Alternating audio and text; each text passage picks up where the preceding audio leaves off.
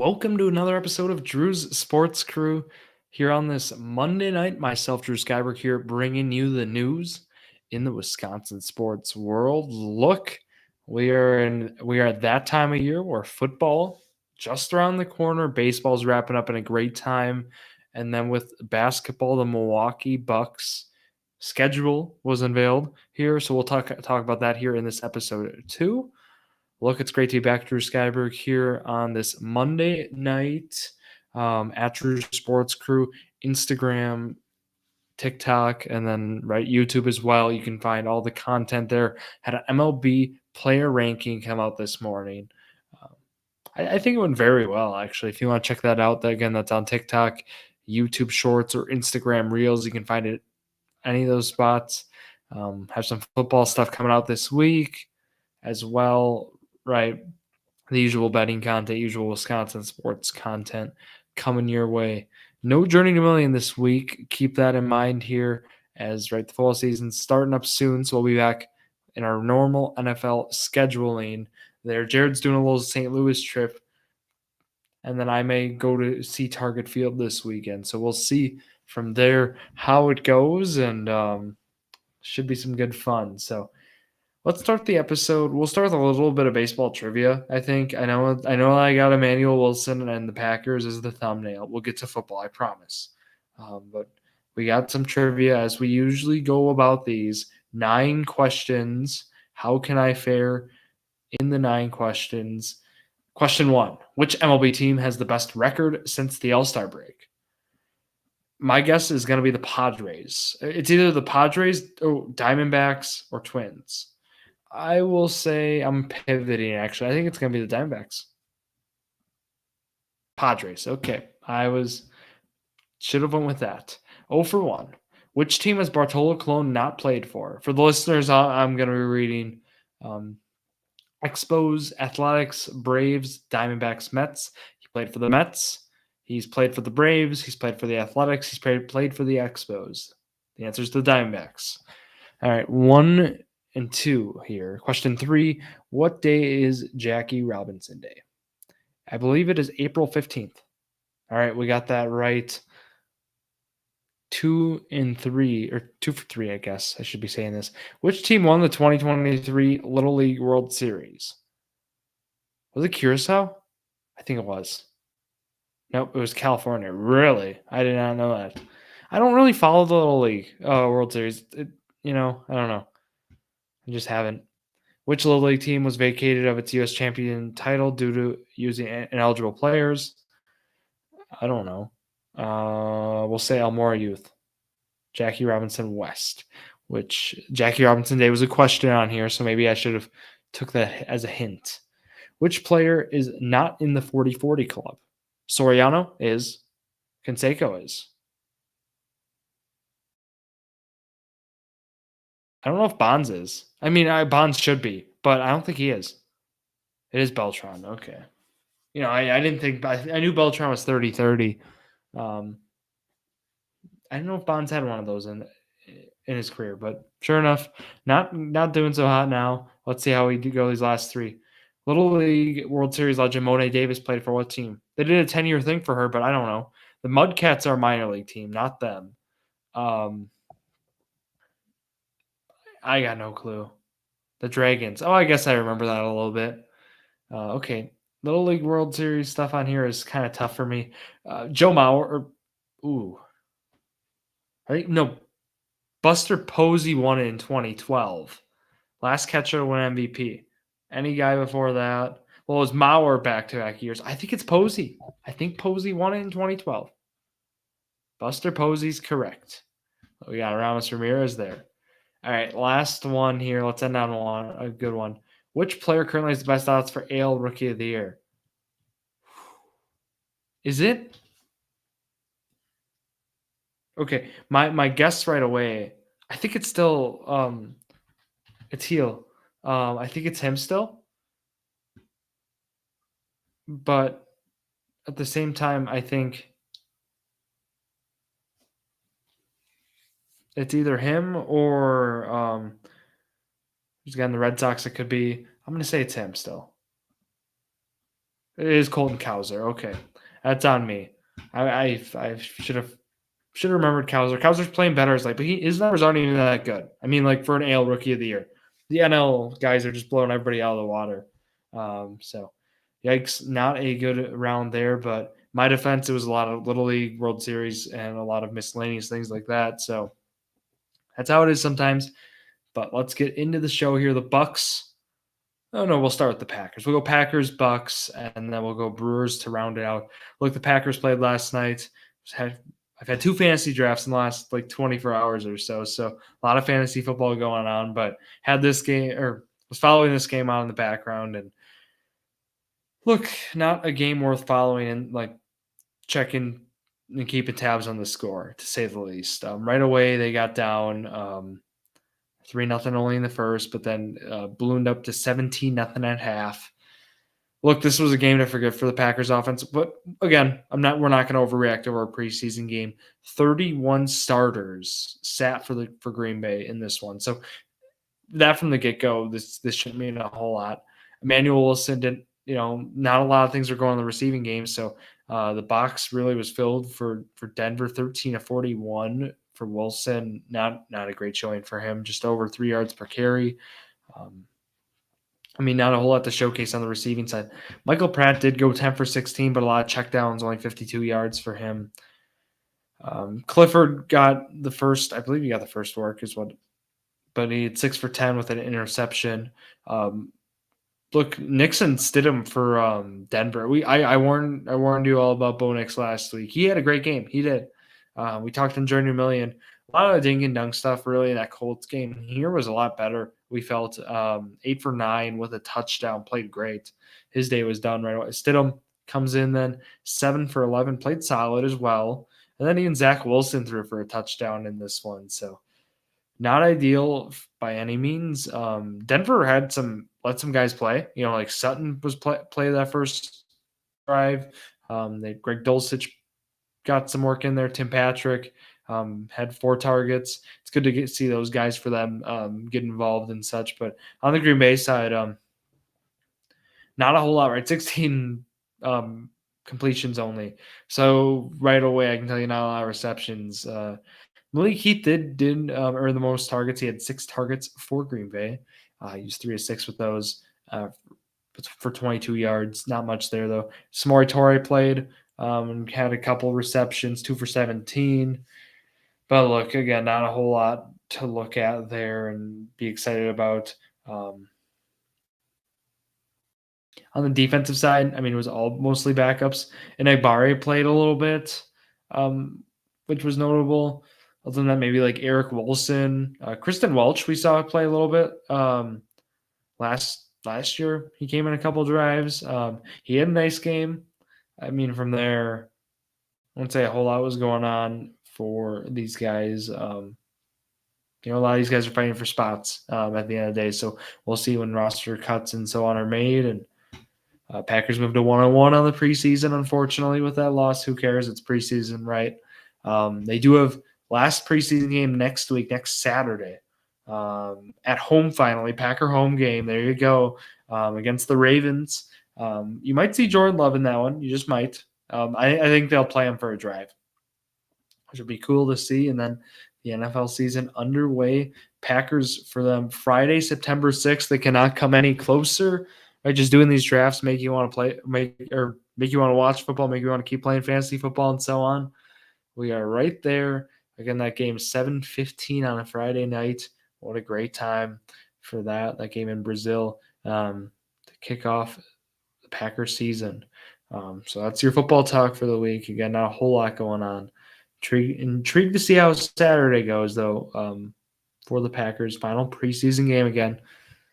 All right, let's go over to the Bucks. Bucks schedule came out, so that's how we again know we're almost that time of year. It starts similarly to how it usually does. They start against Philadelphia again. They play them right away to start the year. We've seen it the last couple seasons. It happens again. Look, I'd say their schedule is interesting. I would lead with the disrespect of not being playing on Christmas this year, which is odd to see. I won't be frustrated over. I'm just kind of shocked. But oh well. The Bucks are still going to be a prominent team and so on. Less primetime games than years in past. So I don't know if that's like last year was a little sour ending or what or the Bucks have been the most winningest NBA team over like the last what is it now last 8 years 9 years. Just kind of rotate the lineup maybe. But we're going to see them a lot less on national television. I got one thing I'll lead with is besides excluding NBA TV games, I don't like to count those because it's not like I wouldn't consider those like prime time-ish games. It's NBA TV. So besides those, you see the Bucks. They go October 23rd to November 20th without having a primetime game. So like around a month stretch. Their first TNT game is November 26th for reference. So they're only on TNT four or not four. Sorry, they're on TNT only like 6 or 7 times this season. Where you saw in years past, it'd be double digits, which it's okay. We're not complaining. It's just the nature. ESPN's really hiding. ABC, you'd see them on maybe 3 or 4 times a year. Try this time only one time right now. Maybe they flex those. But the Bucks, again, not as much prime time as years in the past. That means we get more Bally Sports Wisconsin. So um, keep that in mind. But okay, going through the schedule itself, we kind of know what teams are gonna be good and kind of not. But you got you have a back to back against Cleveland within the first month of the year. I mean, it starts at Philly and then Chicago, Brooklyn, Boston, Memphis, and to Cleveland. Um, but they have some just annoying games where you have a back to back where it's Utah at home, oh well, but then you got to go to New York and then you got to come back home for Sunday to play Boston. It's like, okay, that's not ideal by any means. So there's just some of those moments in the year where it's like, every team has those. I get it, but it's just like it's unfortunate for Milwaukee, and we've seen them struggle in times like that as well. Their West Coast trip as well, they get a day off between each games. They have like a 4-game one later in March of next year. So looking at that, not a big deal, but otherwise you like how the schedule ends. Besides Minnesota thrown in there, it's New Orleans, then 2 games against Detroit. So that could mean well for Milwaukee. Look, Wednesday, October 23rd is the date. We're just around 2 months away of that. So look, season's coming by. It's coming quick here. So we're excited for that. That's really all the Bucks news I had here on the show. Want to talk about the Brewers. Brewers, we talked last week. This is a huge 7-game week for them. It was either, you see them just making a run for that top 2 spots in the NL in the National League, or kind of we're just going to win our division kind of thing. Just with there's still a lot of baseball left, but it just kind of felt like that with the urgency was there to win, and we saw that. Well, we didn't see it start the week. I was at the game last Tuesday. They lose 7-2. Colin Ray gives up 7 runs unexpectedly. Not something we would have thought from Ray, but they lose the first 2 of the week. They come back to win Wednesday, which just from there it's been a totally different team. They win Thursday 6-4 then too. So they end up splitting somehow, some way they split the series with the Dodgers. And then with that, you're like, okay, let's see how we play against Cleveland. At the time, they had the best record in baseball. They won 3 close games, pitcher duels-ish throughout the weekend, your players' weekend. Unfortunately, with the custom names on their back, they got rid of that, unfortunately. You just hate to see that, but overall, what you like to see, though, is you like to see a 3-game sweep of the Guardians. The Guardians' offense was just flat. I mean, I don't know how else to explain it. They just, not to use basketball terms, it was rough, rough go around. They couldn't get guys in. They really struggled with making solid contact. It was just like a lot of pop outs, a lot of foul pop outs. It was something that like you wouldn't expect to see from a big league team. That's why I can't even describe kind of how this weekend was for them. Wasn't like they were striking out egregiously and weren't making good contact, or not, just flying out and stuff. It was more of like weak ground balls, pop outs. It was really something that I haven't seen in a while from a team, and that was tough. They had a couple nice home runs. It was good to see the Brewers win on Fox. Both of those were pluses of the week. The bullpen was phenomenal this week. I mean, that was the thing that I think really was big. William Contreras had a big week. Finally got back the power stroke. Like Peralta had a huge outing, which was crucial. It was like, how's he going to perform? He's really had some tough outings as of late and came in well. Jared Koenig had a big week with him back. Those kinds of guys have been just huge to have back. Trevor McGill rehabbed twice this past week with the Timberwolves, so he's going to be back. And then also Enoli Paredes, a guy we're big fans of here on the podcast. He will be back too. So that meant Elvis Peguero actually was the guy who lost his spot. He got optioned down to AAA. Kind of expected, he's been kind of inconsistent and has definitely been the worst guys of late, other than Bryce Wilson. But Bryce Wilson can give you 2 or 3 innings. Peguero can't. So that's kind of what left Wilson there, I'd say. But too, I mean, Nick Mears came on, and that he's been a huge trade acquisition for the Brewers. It's been big to have him back, and don't even get me started, right? Devin Williams, he's been the guy, having back in that bullpen. Just been a huge difference. Another stat too that I found interesting was the Brewers, in terms of players with WAR, are one of the top teams to have balance, right? Which you'd expect to. I believe they were top 3 in the stat, top 5. But it would totally make sense, right? I mean, looking at this team top to bottom, the wins above replacement, if you look at it, the cutoff, right, of they have 9 players is what I'm seeing here, or 10 players. If you count Tobias Myers, they have him up to 2 now, which how many teams are going to have that?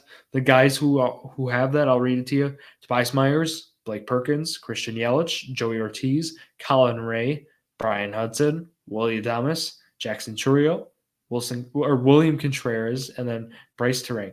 Terang still leads the team in WAR just because of Baseball Reference uses that's where I'm getting all this information from here.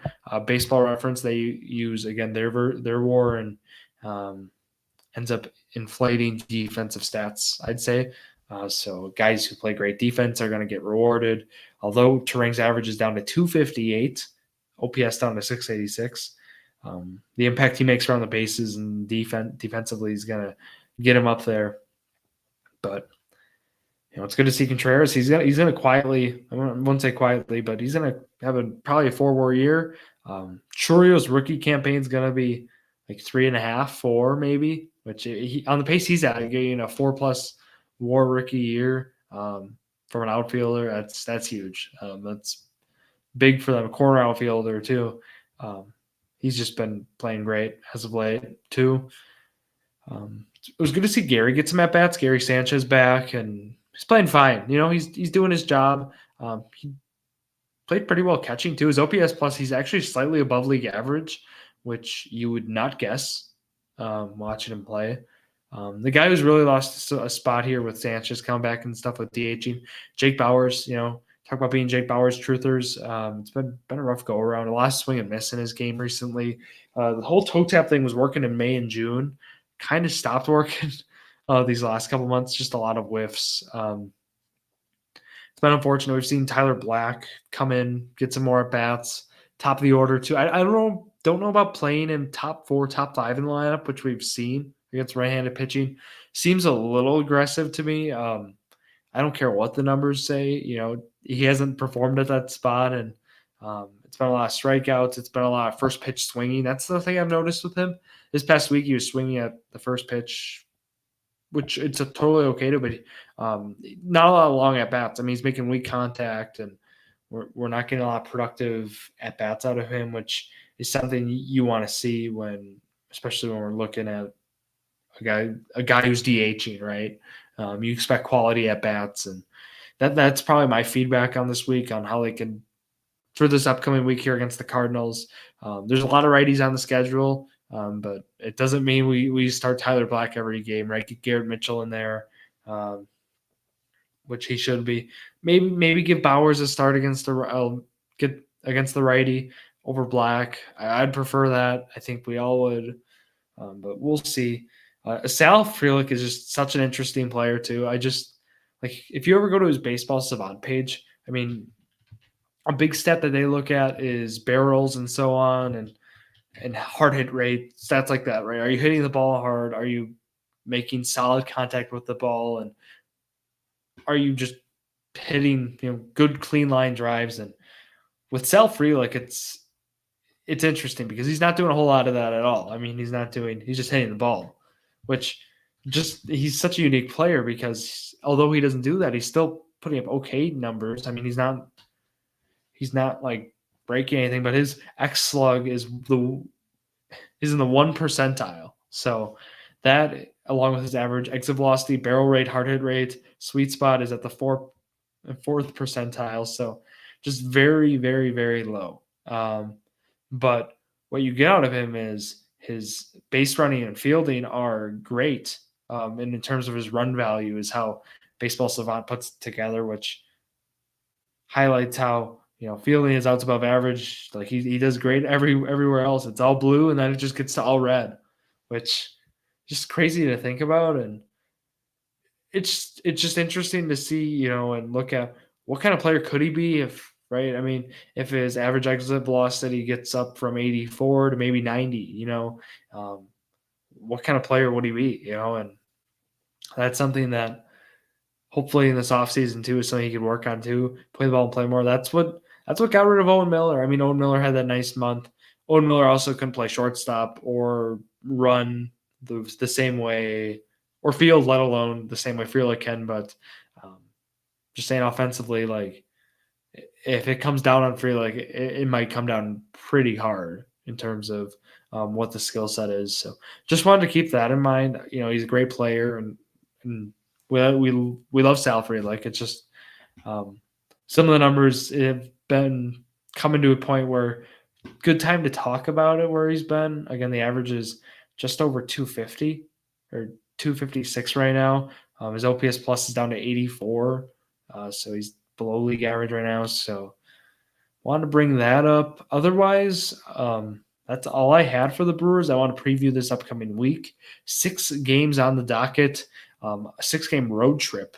3 games against St. Louis, 6:45, and 1:15, Tuesday through Thursday. And then out in Oakland they go. They play at the Coliseum one last time, 8:40 on Friday, and then 3:07 on Saturday, and then 3:07 on Sunday.